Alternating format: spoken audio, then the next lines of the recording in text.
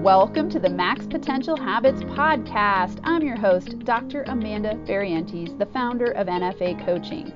I'm a Max Potential Habits expert, and it's my mission to teach you actionable strategies that will help you be a business building badass. Every week on the Max Potential Habits podcast, I'll bring you tips, tools, and inspirational stories from successful business builders who will share their max potential habits that helped them create rich, thriving, kick-ass lives and businesses. Now let's get to it. All right, welcome back everyone, or welcome for the first time. Today we have a very, very special guest, Dan Mendilow, on the Max Potential Habits podcast. And this is really exciting because he is a mindset mentor and abundance amplifier for entrepreneurs. I love that title. Let me give you a brief intro and then we'll get started. So Dan Mendilow is a young revolutionary leader in self-development and personal empowerment. He wasn't always so positive-minded. He battled major depression for nearly 28 years, feeling stuck in a lackluster life, but knowing he was meant to achieve so much more. He spent years watching people around him celebrate as their careers took off, relationships boomed, and quality of life improved. That frustration built up until he could no longer watch his life slip by, and he became a radical student of human behavior. He devoted his life to studying the most powerful transformational techniques such as positive psychology, Neuro Linguistic Programming, Hypnosis, and Vedic Sciences. His ability to synthesize all of these disciplines allowed him to heal his depression, create a thriving business, and lead a fulfilling, abundant life. His passion for helping others do the same by mastering their minds, erasing their fears, and changing their beliefs has led him to become an expert of his craft and a unique voice in his field. He now spends his time coaching individuals, businesses, and organizations across the country. I'm so psyched to have you on, Dan. Welcome to the podcast. Thank you very much, Amanda. I'm psyched to be here. Thank you. I absolutely love your bio. This is so incredibly powerful. Tell us, I want to hear a little bit more about your history. So you were saying you battled major depression for 28 years. That's a big deal. Yeah, it is a big deal. And as far as I know, I was born depressed. Like my earliest memories were of that. And I was born in Jerusalem, Israel, and I was raised up in New Jersey. And so not only was I already headed for trouble, with that, because I was also a C-section baby, by the way. And back then, we didn't really know what we were doing. People were just like ripping babies out of people. And they found out that actually your chances of developing like instant depression are way higher with that. And that's why we do things a little bit different these days. Back then, moving to New Jersey and I had an Israeli accent. My English wasn't all that great. I didn't look like the rest of the kids, whatever. And I was picked on and kind of ostracized. Kids wouldn't really let me play with them. And so I developed a real issue. And before the age of 4, I remember going into my mom's kitchen and telling her that I wanted to fit in. I needed to fit in. And so I would never speak Hebrew again so that I could fit in. I never really did. At the age of 4. By the age of 4, I learned how to hate myself. Wow.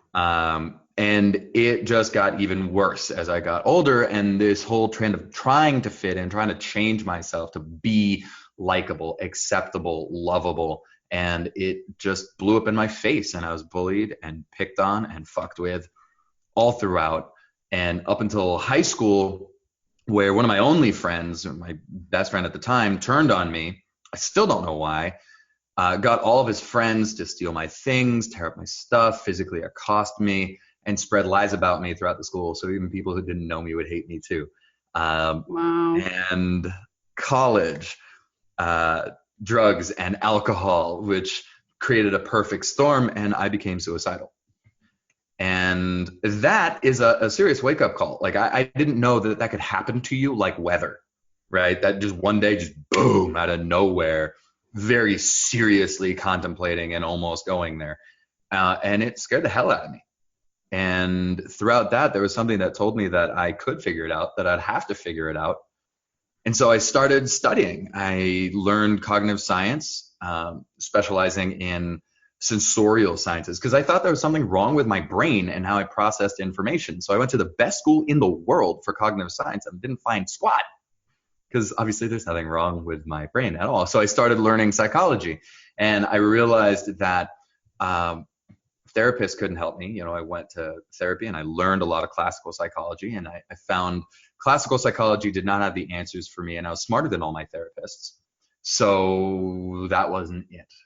So I got into weirder stuff, NLP, hypnosis, timeline therapy, past life regression. I spent months in ashrams in India, meditating for months in Thailand, literally traveling around the world for 13 years, picking up tools here and there, finding progress, finding that, you know, I'd have a good day here and there. I started creating friends and relationships, and eventually at the age of 31, as I was sitting in a meditation retreat in Thailand, I felt the last of my depression leave, and I knew that I was going to be okay. And since then, you know, I have my tribe, and I started a business, and I have a beautiful relationship. You know, now it's ridiculous. Like we were talking a little bit before we start recording here, that it just feels like such a blessing that right now I'm in a state where, you know, I have celebrity clients and influencer clients. I make more money than I could ever have imagined. I get to travel the world doing what I do. I get to help people make significant and immediate lasting change in their lives. And it just feels like now I'm giving back on a daily basis. And it feels so freaking good that and it's interesting, the better I feel, the more important it is to me to help other people get there as well as fast as possible. Right? Because I see like, oh my God, this is real. This is like I wanted at one point in my life, I wanted to end it all, and now I'm here. Wow, this is incredibly powerful. So this is so awesome because pre-show, you know, I got to learn a little bit about you, and I've looked at your website and see you on Instagram and all of those things. But I love hearing this story because it's so complex, and what it reminds me of is the human quest for fulfillment, and how, you know, a lot of people, I had a really interesting childhood as well. And similarly, I was born premature. So almost 2 months premature, and I was in the hospital for a long time, and I almost died. And there's a lot of research now to show that that causes a lot of different issues for emotional well-being. Sure. And, you know, I think I struggled a lot with depression too. And I had a similar moment where I remember I kind of had like a lot of self-harm ideation where I would just think about it all the time. But I have kids and a family, and I always thought, well, I can't let them see that. And so I would kind of daydream about escape. And it was such a challenging time for me in my life. And it really highlights these things where now I look back at it and I go, thank you, thank you, thank you, thank you, because it helps me be such an incredible coach because I've gotten to have those experiences. So, you know, my main mentor talks about how your voids become your values. And so that void of feeling connected with yourself and like it put you on a life quest and a life journey. And now it's your greatest gift that you get to help other people with. Yeah, it's amazing. And people used to ask me, you know, if you could change something in your past, you know, what would you change? Yeah. And I always had a list of answers, you know, a whole lot of things. Yeah. And now, as painful as those things were, it's amazing because, you know, I can sniff out pain from a mile away. Yeah. You know, and I've been through some shit. Yeah, and I know, you know, it's not just that I can help people through it. Like I've been there with a lot of these things. I know what it's like to feel hopeless. I know what it's like to be, you know, quasi broke and thinking, you know, counting my pennies. I know what it's like to have no friends, to feel like I had no support, to feel lost with no purpose. Right. It gave me an edge that I think my clients can really feel, that I'm not just, you know, repeating some stuff I read in a book. Yeah. And you know, something I want to highlight for the listeners that I think is really important is that you didn't finish the sentence, but I think that what you were going to say is that when people ask you if you would take it back, you wouldn't. No, nothing. I wouldn't take anything back. Yeah. No, I wouldn't take anything back. I mean, it's so powerful. That's so awesome. Because to me, I see what you've done is come out of the victim mindset into the victor mindset, you know, and you're like, I similarly, it used to be like, oh, I could look around and blame everyone else, and so sad and resentful about the places I was at and the experiences I had. And then once I really had that shift of like, this has all been a gift. The whole thing has been a gift to help me be a better teacher and coach and inspirational leader and thought leader and all those things. And I'm like, wow, I feel so blessed. And like getting to talk to you today, I just go like, this is so cool. I mean, through our work that we do, we somehow met each other online, and then we get to know more about each other and help other people on our journeys. Right? How cool is that? On their journeys through our journey. Sure. Amazing. Yeah, that's so great. So tell me more about when you decided, you said you had some critical moment shifts. It sounds like the high school friend was a pretty big one. And then when you said when you were sitting in the meditation, you all of a sudden had a pretty big shift. What happened for you there, do you think? Well, it was, that whole experience was completely nutty. So I've lived, and it's really interesting that when I look back at it now, I'm like, yeah, it's just my life. And then I tell other people about it, and they look at me like I'm an alien. So I was involved in a spiritual cult for a year and a half, where I was a practicing Hindu, and I saw the craziest shit ever. Like if I told you this stuff, guaranteed you wouldn't believe it.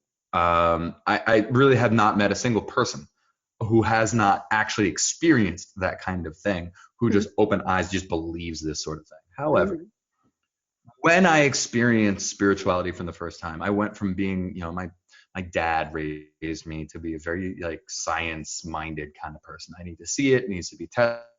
It needs to be repeatable. It needs to be, it needs to be science. And then I got to a point where I was so stressed out because of the life that I was living that I got desperate. It felt like, because I was just sort of climbing out of depression, and I felt like I was going to go right into a nervous breakdown. And one of my buddies suggested that I go to this temple.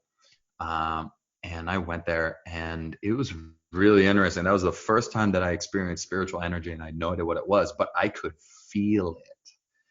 And I kept on talking to people there. There was this retreat in Thailand, and it cost $13,000 to go there, plus the flights and all this stuff. And of course, I wasn't going to make money in that time, and I was barely making any money at all anyway. That was going to be all the money that I had in the bank.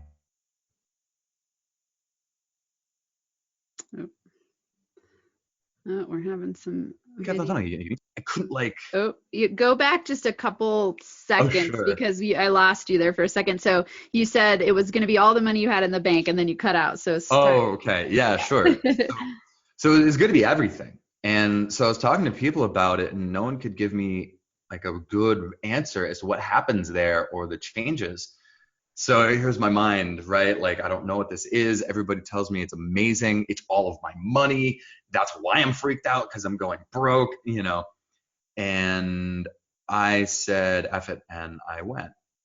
And I had such powerful experiences there of Kundalini awakening that I could, like, my logical, reasonable, scientific mind could not grasp it, couldn't deal with it. And it was like I was reevaluating everything I knew about reality all at the same time.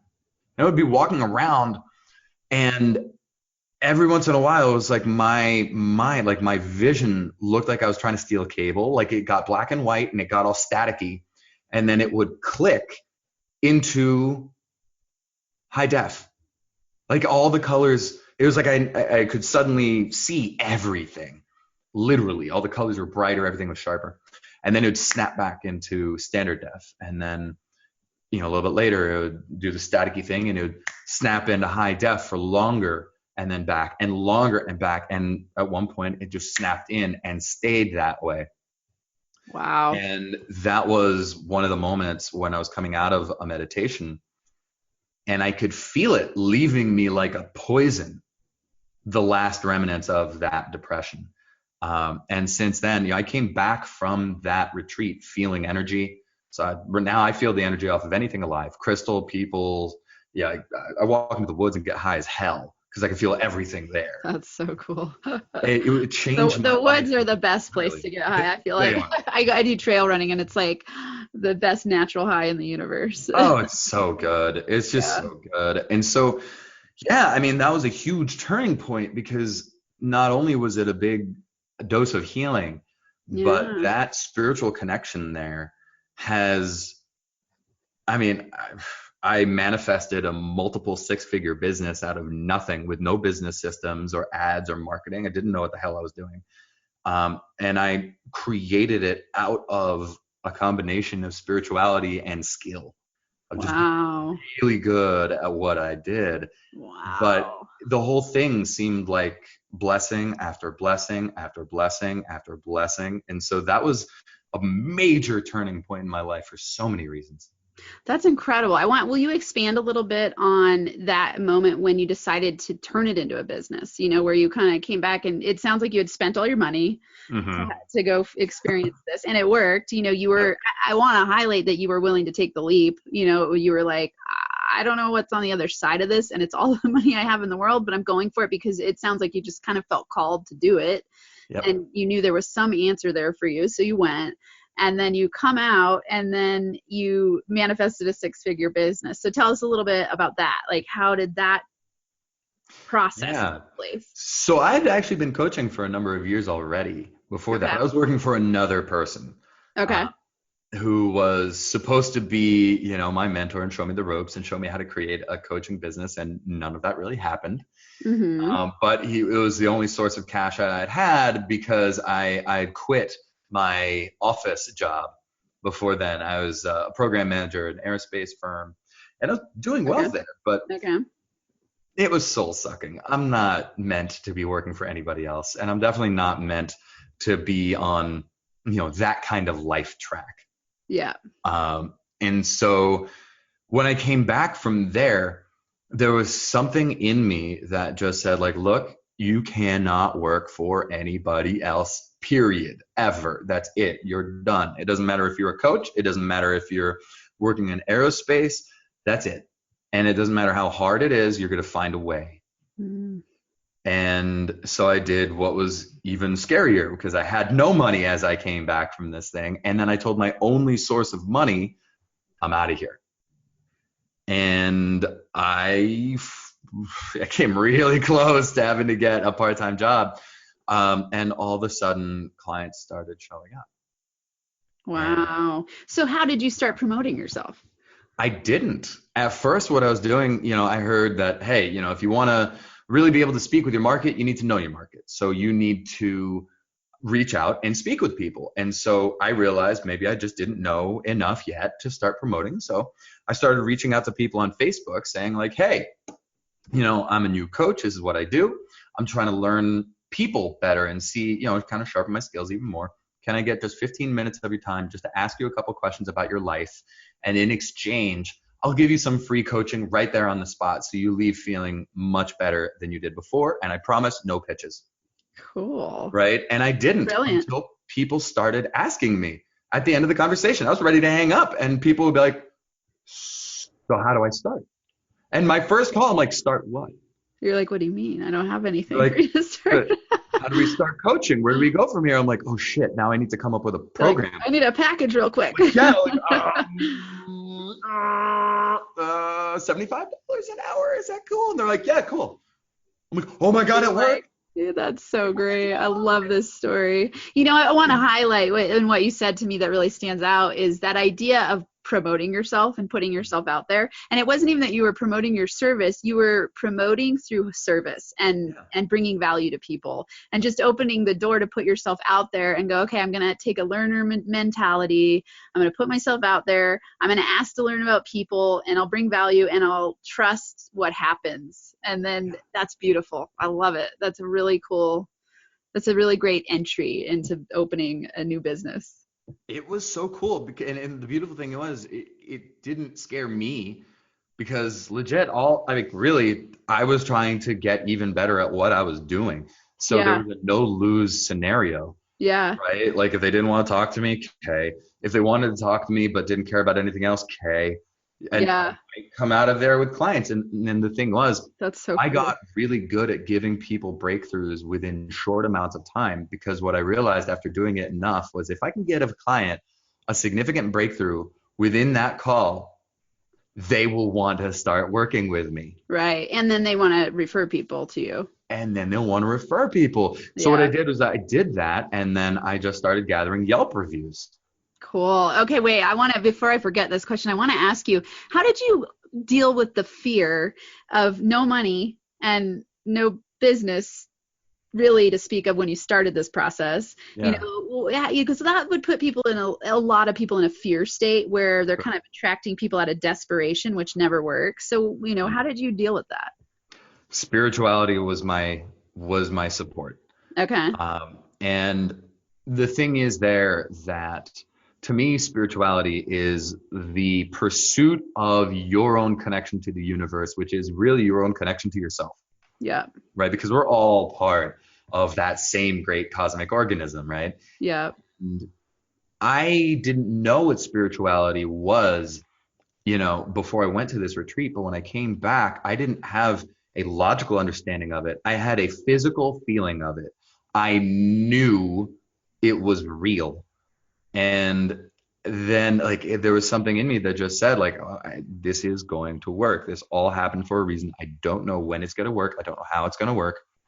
But I know that if I keep on working at this, that something is going to come together for me.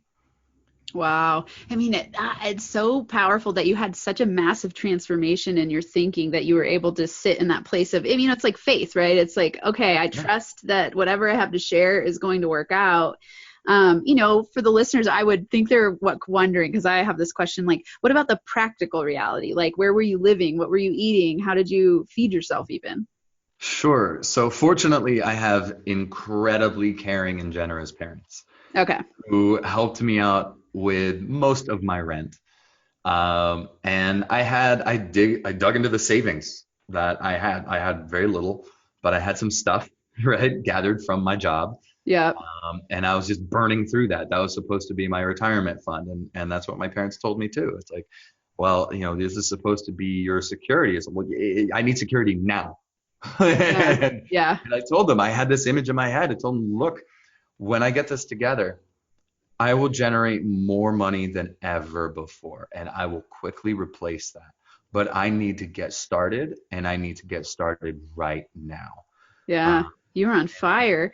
I want to highlight for everyone listening, because generally when I'm coaching people, I tell them if they have a job not to leave it until, like to transition and have a transition plan, because generally when people are freaked out about money, it's really hard to attract what they want into their life. And so I love that you're highlighting this importance of, or what it's highlighting to me is the importance of, like, just going all in. And you had a support system, so you had your main needs met, but you had so much faith in yourself, and you were so clear about where you wanted to go that you just went for it. And you had, it sounds to me like, the do whatever it takes mentality, where you're like, you know what? I'm not working for other people. I know what I want to do. I know I want to bring this to the world. Here's what I'm dedicated to. And you said that at some point you were like, oh no, I might have to get a part-time job, but then a whole bunch of stuff happened. So it's just, that's so, I love it. I love this. Thank you for sharing. Of course. Now it's not for everyone, by the way. No, it's not. Like, this kind of thing, it's the way that I work. It's not the way that everybody works. Yeah.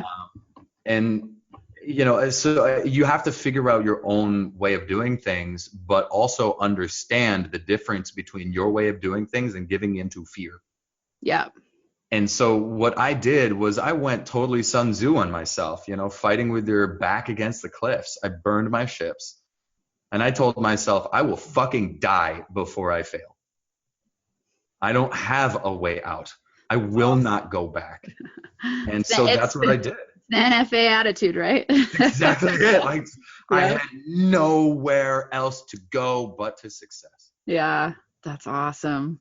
What would you tell the listeners who are kind of in that stuck place of wanting to take on something new and yet maybe can't see the next step or can't see the end result and the outcome, but they have that fire inside where they know there's something that they want. What would you say is your best advice for them? Get a coach. Yes, and I'm not I saying agree. this because I'm a coach. I'm Yeah. saying this because I always have multiple coaches. Yeah, I agree. And, Coaches have you know, changed my life, changed yeah, everything in my life. yeah. Yeah. Because look, you can try to read a book and you could try to watch webinars and YouTube videos and all this other stuff, and it might help you a little bit. But the problem is you don't know what you don't know, and Yeah. that's why you're where you are. Yeah. Right? That's why people give other people much better advice than they give themselves. Yeah. You know, I've met so many people who are relationship coaches, and their relationship is crashed. It's dead, right? And I'm looking at them like, well, what the hell? How is like, well, you know, I don't have, you know, essentially what they would tell me is, well, I'm everybody else's coach, but I don't have one of my own, right? Which is ridiculous. We all need coaches. Yeah. I wish everyone could have a coach. I think Yeah, everyone should pursue it. It's been the absolutely. most transformational thing for me in my life as well. And same, you know, it's easy for me to say, and people could be like, well, you're sort of biased, you're a coach. But I'm a coach because coaching worked for me. Right, exactly. I Yeah. saw the power in it. Yeah. And, you know, people will do a lot of really silly things in the name of comfort. They will, Yes. and, you know, you'll see this, you know, if you're a coach listening to this right now, you know exactly what I'm talking about. When it becomes decision time and you know, your hopeful client on the other end of the line hears what they need, sees where they need to go, believes in the process, and then the money comes and their brain says, no, Mm-hmm. stay where it's safe. You don't even want to be uncomfortable. And they'll say silly things like, oh, it's not the right time, or it's too expensive, or, you know, I'll have people say, I literally had this where someone said, like, look, if I don't fix this now, I'm going to kill myself. I drop my price and they say, oh, it's too expensive. Yeah. You're like, wait, Like, how much really? is your life worth? So you're saying, yeah, so you're saying your life is worth less than this? Yeah. Okay. You know, right? So here's that thing where people say, like, oh, get a coach. It's nice for you. You have a lot of money. Get resourceful. Yeah. Get resourceful because you will waste a lot more money trying to figure shit out on your own. You will waste a lot of time. You will drive yourself insane. It'll be the hardest thing you've ever done. And by the end of it, you will wish that when you had the opportunity that you would have forked over the cash, become a little bit uncomfortable, but then gotten the support that you needed in order to make that change that you know not only do you need, but you also deserve. It's so awesome. Yes, I wholeheartedly agree. Full and wholeheartedly. I want to ask you, so you went from 0 to 6-figure plus income in through your coaching business. Tell us about that. You know, so everyone here is listening. They love the stories and the inspiration, and I always like to give the listeners tips on max potential habits that helped you be successful. So, you know, the guests that I have on. So tell us, what would you say, you know, in starting your business and making it a successful, thriving business, what have been the top 3 max potential habits that you've implemented to get where you are today? Sure. So one of the things that really did it for me, and you know, this is going to be a little woo and out there for some of your listeners, but that's okay. Totally. I became a master manifester. And because I have a pretty extensive education in Vedic Sciences, which is where the law of attraction really came, where we had first met it, but also meditation and yoga. And so I went back to like OG manifestation rules, not this pop stuff. And I dug my heels in and I went crazy with it. And I still do a manifestation meditation every single day. And it's beautiful because it works not only spiritually, but whatever your brain thinks is real, it starts to create and push you towards. And when you have a very powerful vision of where you're going, what it's going to feel like with all of your senses, as if it's remembering something in the future, then anything can happen in the now, but you know you're going to get to that future. And then maybe this thing that's happening is going to help you get there. And that's how you get into this mentality of life happens for me, not to me, because you know, okay, I lost 3 clients in a day. There's actually a week where I lost 11 clients. I have no idea what happened. It was almost all my entire book, right? And I knew, because I knew where I was going, this is going to teach me something. And I started looking for the lessons and the learnings and the strengths that I could get from them. And that mentality was probably the most important thing, and probably is still the most important thing that helps me generate the energy, the inspiration, and the courage to go after what I want. Wow. So Okay. I'd say that's one. Okay. Awesome. I want to highlight, I love that you said the lessons and the learnings. I tell people to focus on the lessons, not the losses. So in that moment, you could have totally folded and sabotaged and run away because it was too damn uncomfortable. But Sure. instead, you focused on the lessons and the learnings and flipped it through. Yeah, I mean, I'm sure, I would imagine as a manifester, you would sit and wonder like, whoa, what's going on for me to have manifested the loss of 11 clients in a short period of time? But you turned it around. That's awesome. Well, because the thing is also that you need to be a good receiver. You can't just ask for what you want. You need to be able to really receive it all. That's another thing that I got really good at. That could even be another habit, is learning how to really, truly receive whatever is headed your way. Because sometimes, look, we're myopic. We're children, okay? You ever seen a child freak out because they didn't get a candy bar because mom wanted to give the kid like a good nutritious meal, right? And you know what usually happens after that? The kid gets the candy bar as dessert. So yes. I had that view of saying like, yeah, 11 clients left. What happens if this is making room for something truly amazing? What happens if I just receive this and assume that there's a gift in it? If I reject that, I reject the gift. Yeah, and instead of trying to avoid the pain. Right. Embrace Maybe there's it. something beautiful in it. Maybe I'm just too myopic to see it now. I love that. I want to highlight too, you're making me think of something I really had to work through, was that receiving part. Like even receiving a compliment used to make me feel really uncomfortable. Yeah. So if I can't receive a compliment and I can't receive help, how am I going to receive a multi-million-dollar business? Right. Exactly. Like that would make me so uncomfortable. The old me would have been completely uncomfortable with that, which means the universe would never bring it to me. But the more comfortable I've gotten with receiving even compliments, I notice it changes everything. It's like, yep. I love that you highlighted learning to receive. It's very powerful. Yeah. I mean, it was really funny that, I would be broke and I'd see a nickel on the ground and I wouldn't pick it up because it wasn't enough. Right. So I'd be asking for money and money would show up and I'd say, no, not that money. Yeah. Right. And retarded. It did make no sense. And for me, it was just like, cool. So I'm asking for gifts and I'm rejecting all the gifts that I get. So why would I keep on getting more gifts? And so I flipped that around and said, you know what? I'm just going to receive. Yeah. Now still too, I pick up pennies. Because to me, it's thank you, universe, for sending me a little bit more love. Any compliment, thank you very much. Without feeling like I need to return a compliment to get the pressure off me or whatever, I just receive that thank you. Yeah, that's great. That's juicy. Okay. Mm-hmm. Okay. So far we have manifestation and learning to receive, even though that wasn't your number 2, but if you want to add it, that's great. No, that's totally cool. I think it's actually really important. Yeah. And it wasn't something that I was thinking of, but it is a really big deal. Yeah. Because I think that people, and you might have someone listening right now saying, Dan, no, business tips. These are business tips. Yeah. Okay. You're so right. I think that it's fascinating sometimes to work with business people. To me, human nature is human nature, and universal laws are universal laws, and they apply to everyday people. They apply to multimillionaires. They apply to people on the street. They apply to everybody. And so wherever you're at in your business building adventures, these principles absolutely matter, and the habits are really all the same. They're success habits, Right. Exactly. Yeah.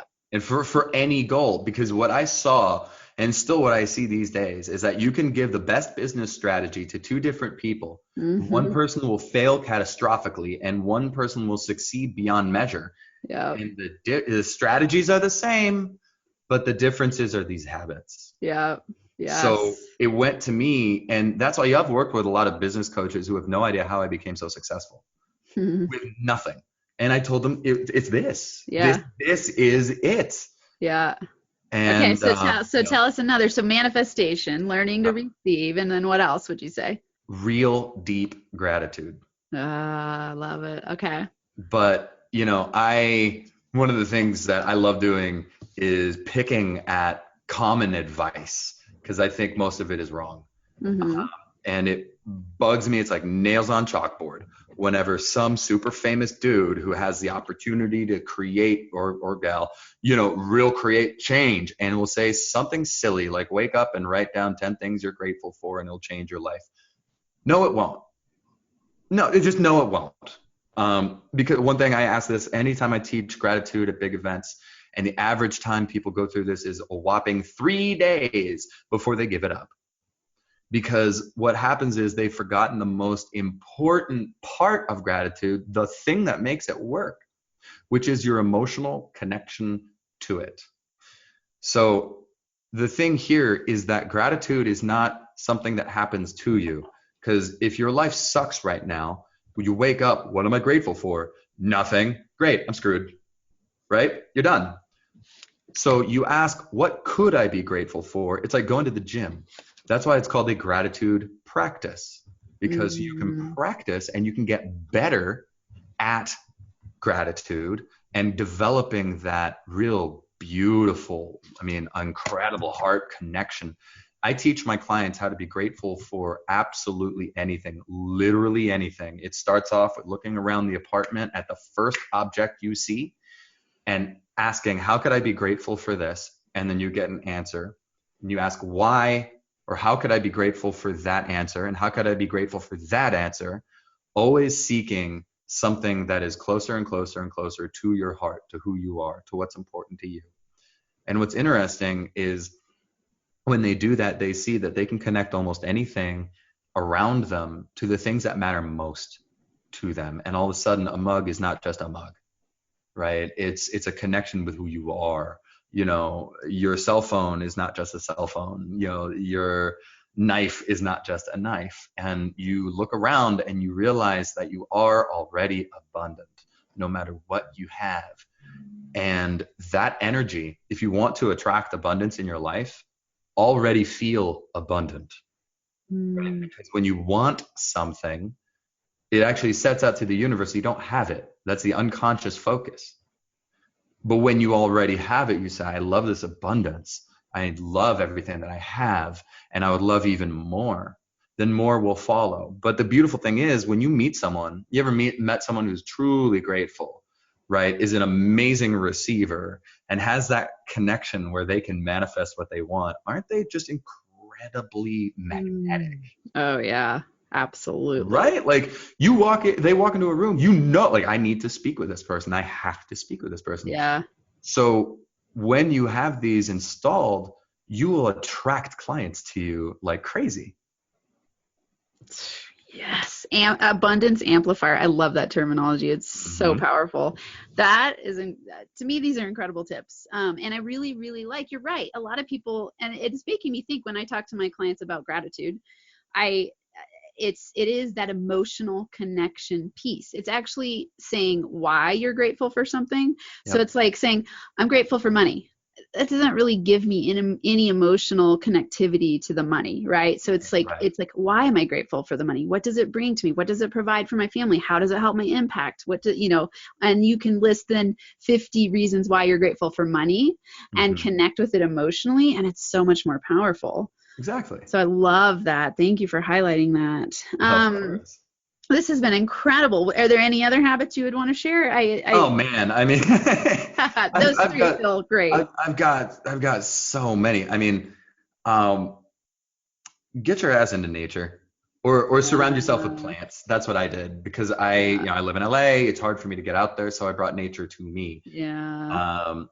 For all of you listening, you can't see, we're doing a Zoom video for doing this recording, and Dan is surrounded by a whole bunch of plants in the background, and it was the first thing I noticed. It really creates this vibrancy around you. It's really lovely. Yeah, there's something deeply healing about nature, about having plants and flowers and life around you. And we're animals, and that's one of the things that we see that's really destructive in our world these days, because we're surrounded by EMF radiation coming from all the inorganic shit, right? All of our technology. Yeah. And it screws with your DNA. It doesn't just mess with your the optics of your apartment, it messes with your mind and it messes with your energy. And so the more you can return to nature and connect with nature. I have a grounding sheet on my bed so that I connect with that frequency from the earth when I sleep. I'm surrounded by crystals and plants and all sorts of beautiful things. That's My awesome. apartment feels like a spa. And it's I such a love it. pleasure to work there. Yeah. Yeah. To me, aesthetic beauty and that sense and connecting with nature is so important for me. But it's like filling your space with natural objects, it just feels really, really good to work in those environments. Mm-hmm. Yeah. There's a lot of research about nature and productivity and nature and happiness and nature and inspiration. I even, I listened to this podcast years ago. It was so cool. It was actually talking about posters of nature in prisoners' cells would increase their happiness levels significantly. They did all these really cool studies. It was just pictures of nature. That's amazing. Which also ties back to when you were talking about the power of manifestation in your mind, and when we meditate and thinking about how the ways that when you just imagine something, it's as if it's true. Yeah. And the better you get at meditating, the easier it is to manifest, because your brain doesn't actually know the difference between reality and what you're visualizing. That's right. So cool. So cool. Okay. This has been awesome. I want to let everyone know how to contact you and reach you and connect with you. So tell us some of the things you're offering and where people can find you. Sure. So connect with me to figure out the offerings, because I like to speak with my clients, and I'm pretty picky with who works with me. So I like to connect there. However, if you go to my website, which is danmendilow.com. My last name is spelled M as in mountain, E-N as in Nancy, D as in David, ILOW.com. Okay. You can get all the info about me. There is also a way to connect with me. You can apply for a free consultation with me directly. You can follow me on Instagram to check out my social stuff. It's just at Dan Mendilow. Super simple. Those are probably the best places there. I mean, you can find me on Facebook as well. And all those links are on your website? Yeah, all of that is on the website as well. Perfect. And I will, of course, put this information in the show notes. So for all of you listening, the contact links will be there as well. And I know you said you have a podcast. And Dan, if you go to his website, he's got all kinds of awesome stuff. And you can see that he has been a prolific coach, has worked with some great people, and done some awesome things. So if you're looking for a mindset mentor and you want to amplify your abundance, he is your man. I love this. This has been an incredible interview. Thank you so much. I will be back soon for all of you listeners. I hope you have an NFA Max Potential Day. Thanks so much for listening to this episode. If you're liking this podcast, make sure you subscribe and leave a review. This will help me help more people max their potential to thrive. If you want to be a part of the Max Potential Habits community, go to nfacoaching.com, where you can get my free Thrive roadmap that will teach you the 6 steps I took to go from food stamps to 6 figures in only 3 years. And you can also find out how to join my live weekly online training that happens every Monday with other NFA Max Potential Habits business builders who are driven to succeed. Until next time, I hope you have a NFA day where you thrive and feel alive.